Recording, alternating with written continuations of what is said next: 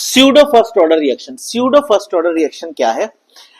ये वो रिएक्शन होती है जिसमें रिएक्टेंट का ऑर्डर सेकंड ऑर्डर हो सकता है, लेकिन वो जो काइनेटिक्स फॉलो करते हैं, मैकेनिज्म फॉलो करते हैं, वो ऐसा लगता है जैसे फर्स्ट ऑर्डर का मैकेनिज्म है। उस रिएक्शन को हम कहते हैं स्यूडो फर्स्ट ऑर्डर रिएक्शन। जैसे biomolecular reactions following the rate equation of the first order reaction are called pseudo first order reaction.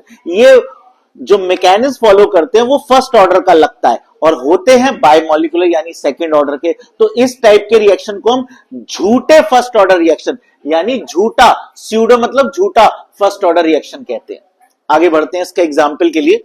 यहां पे हमने ये लिया है सुक्रोज। सुक्रोज का हाइड्रोलिसिस करते हैं तो ग्लूकोज और फ्रक्टोज बनता है। और हाइड्रोलिसिस जो होता है वो वाटर की प्रेजेंस में होता है।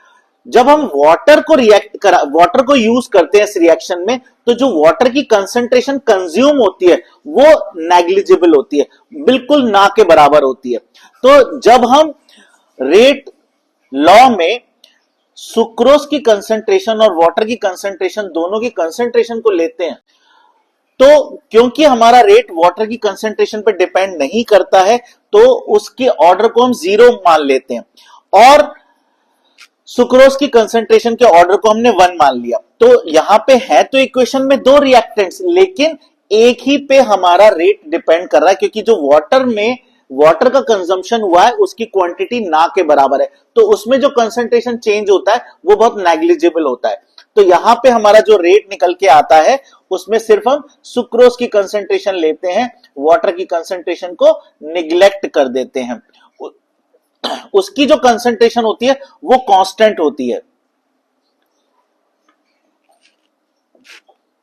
आगे तो जैसे यहां पे एग्जांपल है हमारा ईस्टर का हाइड्रोलिसिस हुआ तो यहां पे कार्बोक्सिलिक एसिड और अल्कोहल बना।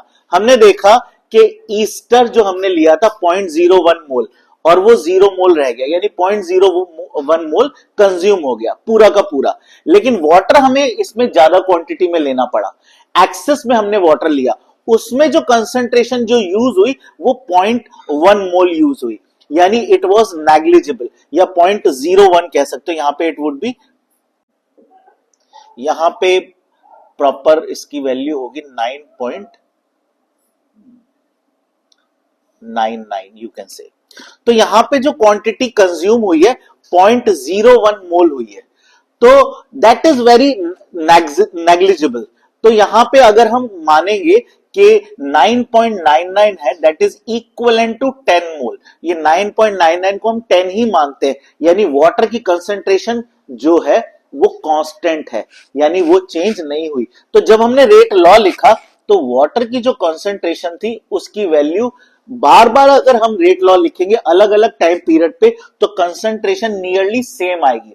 जब कंसंट्रेशन नियरली सेम आती है तो उसको हम कांस्टेंट के साथ कवर अप कर लेते हैं, यानी k डैश इंटू वाटर की कंसंट्रेशन को हम k मान लेते हैं। यानी कहने का मतलब यह है कि k dash into concentration of water, rate constant into concentration of water again एक कांस्टेंट बन जाता है। इसको हम दोनों को एक साथ मिला के एक कांस्टेंट मान लेते हैं k। तो यहां पे वाटर होते हुए भी रेट लॉ में एक्सप्रेस करने की जरूरत नहीं पड़ती, क्योंकि वाटर का कंजम्पशन नेग्लिजिबल होता है, उसकी जो कंसंट्रेशन होती है वो कांस्टेंट मानी जाती है। तो दिस इज, इसमें क्या है, वाटर है और ईस्टर है, यानी रिएक्टेंट्स दो हैं। लेकिन जब हम रेट लॉ लिखते हैं तो क्या होगा, वाटर की कंसंट्रेशन को मेंशन नहीं करेंगे रेट लॉ में, तो है तो रिएक्शन एक्चुअली में बायोमोलिकुलर, लेकिन दिख कैसा रहा है, कैसा मैकेनिज्म फॉलो कर रहा है, फर्स्ट ऑर्डर का। तो इस टाइप के रिएक्शन को हम कहते हैं स्यूडो फर्स्ट ऑर्डर रिएक्शन। या हम rate of the reaction for gases के लिए निकालने जा रहे हैं। गैस फेस में जब रिएक्टेंट्स होते हैं तो कंसंट्रेशन की जगह रिएक्टेंट का पार्शियल प्रेशर यूज होता है। तो यहां पे मान लीजिए अगर एक गैस A है और वो B और C में कन्वर्ट हो रही है, तो initial pressure of the gas क्या रहेगा, PI, और फाइनल प्रेशर क्या रहेगा, PA। जैसे R0 इनिशियल कंसंट्रेशन होता था और R फाइनल कंसंट्रेशन होता था। तो फॉर्मूला हमारा सेम रहेगा, फॉर्मूला हमारा वही रहेगा जो फॉर्मूला है हमारा रेट कांस्टेंट के का फर्स्ट ऑर्डर के लिए, तो वो फॉर्मूला सेम रहेगा। ये पी मतलब आर नॉट, पी मतलब आर, यानी initial concentration R naught P के बराबर है और फाइनल कंसंट्रेशन आर पी के बराबर है। तो रिएक्टेंट बस कंसंट्रेशन मतलब रिएक्टेंट जो पहले एक्वस सॉल्यूशन में होते थे वो अब गैसेस हैं। तो यहां पे सेम फॉर्मूला रहेगा। तो इनिशियल प्रेशर और फाइनल प्रेशर किसका, ए का। ये पी क्या है, ए का इनिशियल प्रेशर, और पी क्या है, ए का फाइनल प्रेशर।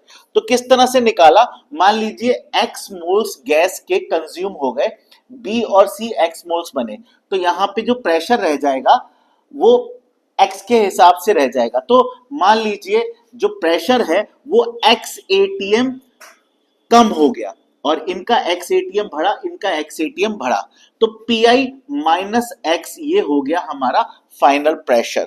तो पी आई माइनस एक्स को हम सॉल्व करने की कोशिश करेंगे, लेकिन हमें जो क्वेश्चन में दे रखा होता है वो टोटल प्रेशर होता है फाइनल स्टेज पे। आफ्टर टाइम टी ए थोड़ी सी कंज्यूम हो गई होगी, थोड़ी बी भी बन गई होगी, सी भी बन गई होगी, तो हमारे पास टोटल प्रेशर होता है जो कि ए प्लस बी प्लस सी का होता है। तो अब जो टोटल प्रेशर पीटी है वो ए का फाइनल प्रेशर, बी और सी इनके बराबर है। जब इसे हम सॉल्व करेंगे तो पीटी बराबर हो जाएगा P I plus x, x हो जाएगा PT minus P I. X की वैल्यू जब हम इस जगह पे पुट करेंगे तो पीए की वैल्यू निकल के आएगी 2 पी आई माइनस पीटी। ये हम पीए की जगह पुट कर देंगे तो फाइनल हमारा जो रेट कांस्टेंट के का फॉर्मूला हो जाएगा फर्स्ट ऑर्डर रिएक्शन के लिए 2.303 over T log P I over 2 P I minus PT. Question में हमें टोटल प्रेशर दे रखा होगा जो ए प्लस बी प्लस सी का है एट टाइम टी, तो उसको हमें यहां पुट करना है। इनिशियल प्रेशर दे रखा होगा ए का रिएक्टेंट का, वो पी आई है, तो उसको इस तरह से पुट करें। तो ये फॉर्मूला आप नोट कर सकते हैं गैस फेस रिएक्शन के लिए, first order gas face reaction.